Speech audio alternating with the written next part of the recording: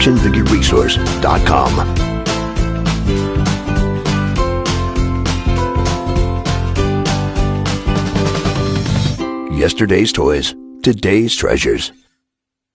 Mego, American West, a quick guide from Action Figure Resource.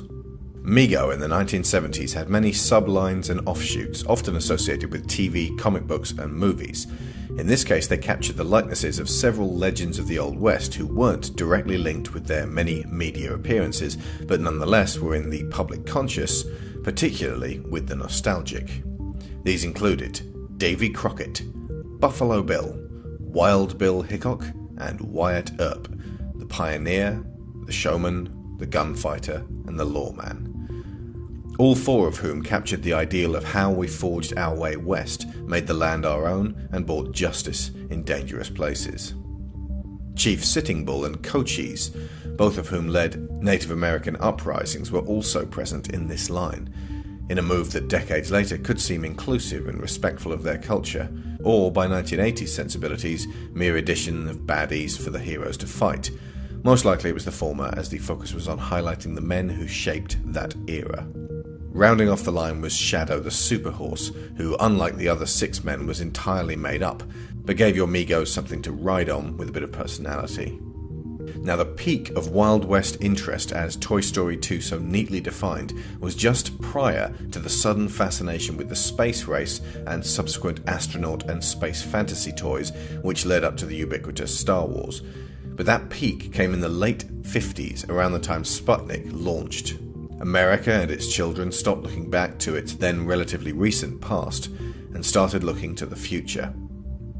Mego were thus, with this early 70s line, somewhat late to the party to ride the wave of Western appreciation, but there was still enough cultural adherence to the Western aesthetic to make this a decent enough seller, and memorable at least, to Mego fans.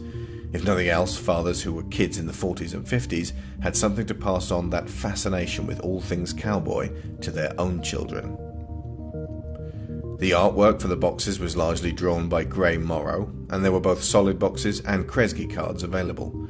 A Dodge City Showdown playset was billed in the 1973 J.C. Penney's catalogue, but never released. Ultimately, the timing was off for these action figures to reach major popularity, and the lack of direct media tie-in left it more of a curio than a must-have. The line was re-released by Lion Rock, in the 1980s by Tim Mee Toys, and more recently by Classic TV Toys, or CTVT. This means that if you want to hunt down an original, it is very advisable to learn the subtleties of the different looking accessories and slight changes to the sculpts.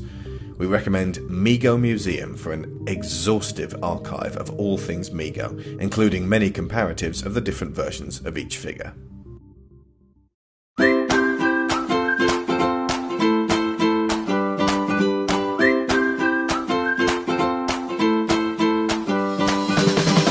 actionfigureresource.com. Yesterday's toys, today's treasures.